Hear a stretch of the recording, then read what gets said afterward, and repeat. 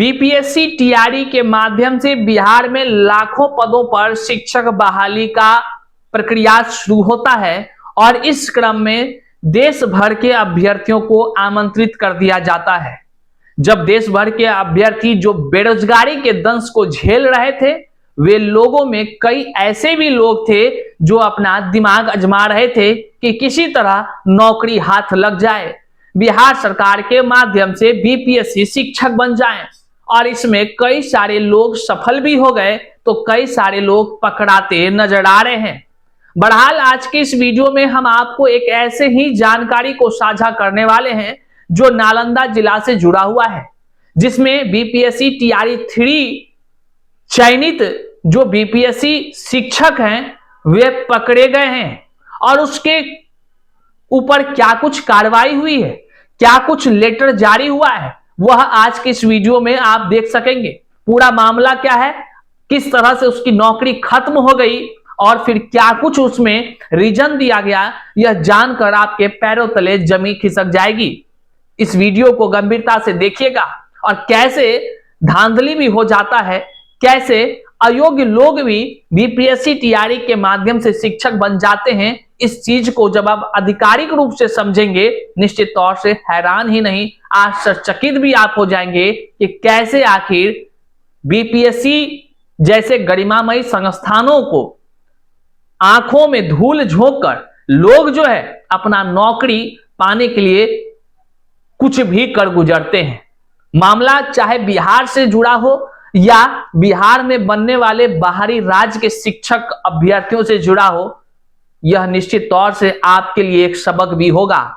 और कई ऐसे लोग जो आज शिक्षक बनने का जुगाड़ कर रहे होंगे या शिक्षक बनकर जी रहे होंगे, उनके ऊपर भी आफत आने वाला है।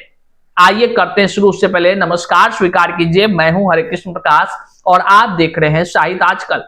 साहित्य आजकल का मतलब ही है वह सच्चाई जो जाननी आपके लिए है बेहद आवश्यक।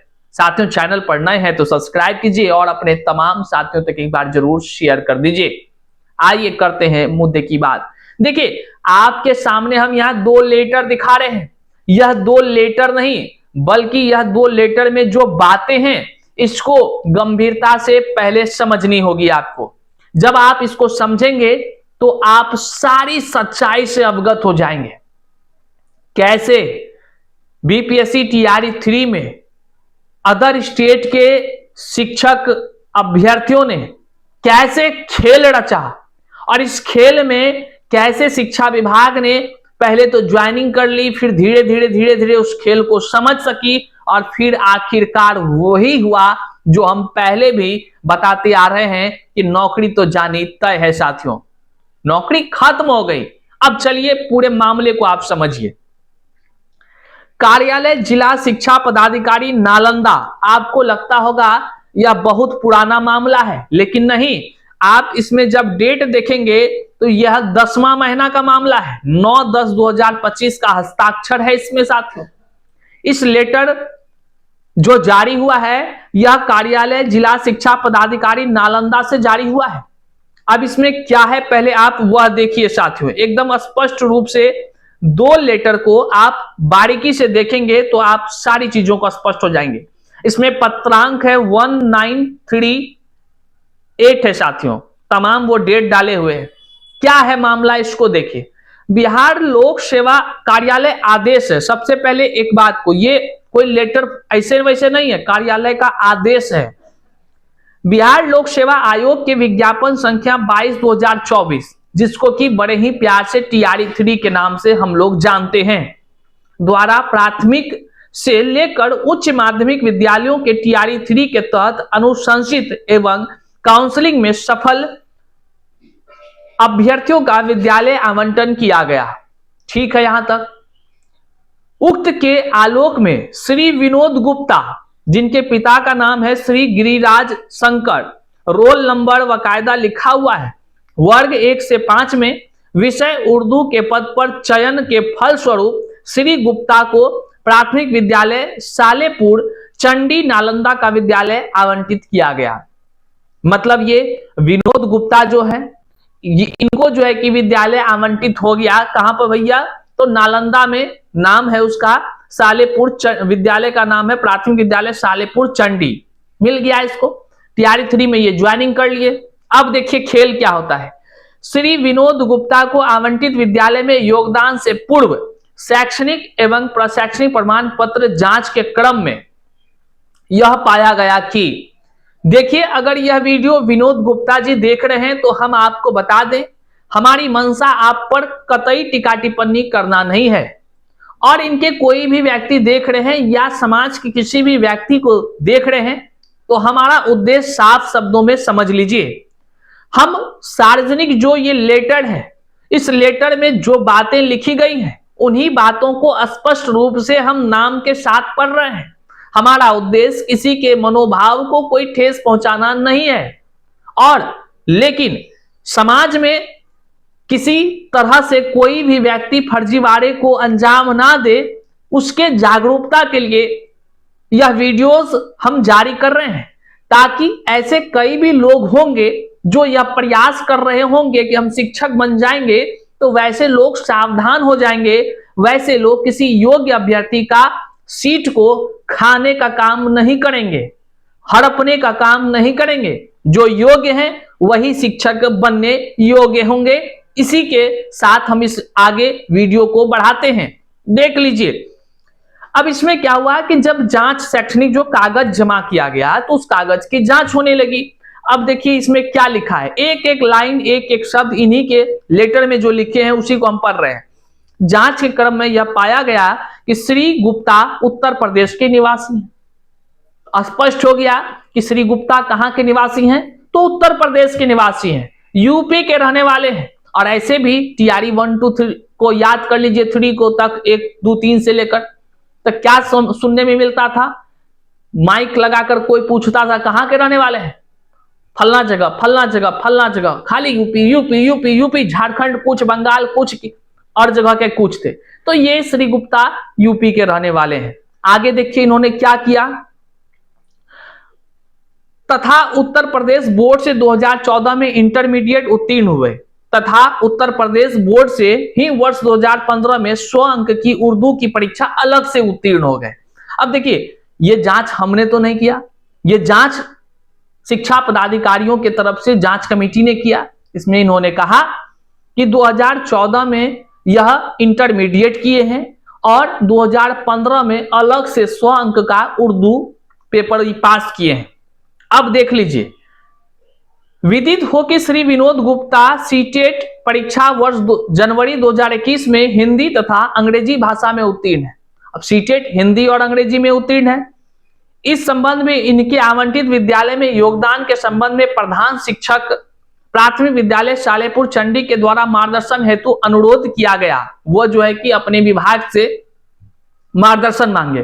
प्रधान शिक्षक प्राथमिक विद्यालय चंडी द्वारा किए गए अनुरोध के आलोक में इस कार्यालय के पत्रांक 548 दिनांक 22/5/2025 के द्वारा निदेशिक प्राथमिक शिक्षा विभाग बिहार से संपूर्ण वस्तु स्थिति से अवगत कराते हुए मार्गदर्शन हेतु अनुरोध किया गया। आगे कागज फॉरवर्ड होता चला गया।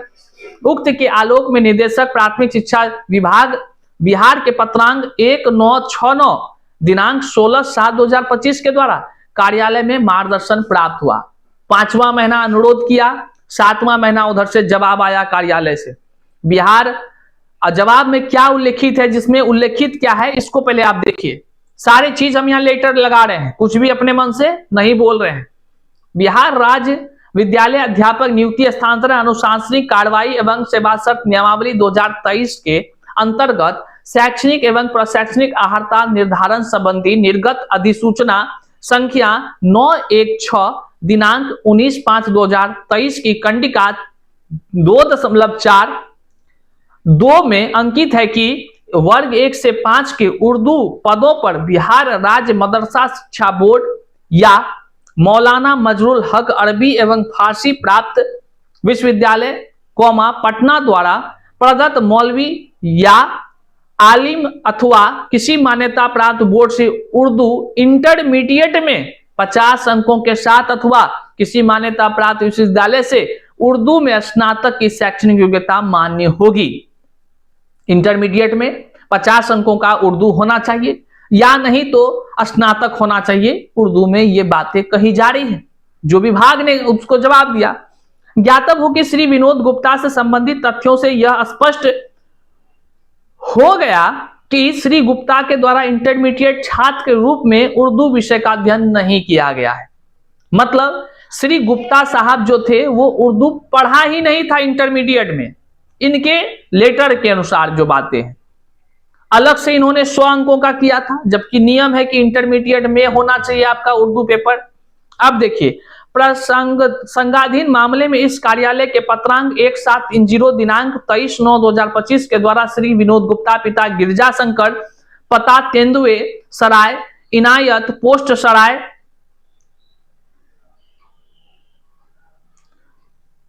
अब देखिए आगे क्या हुआ।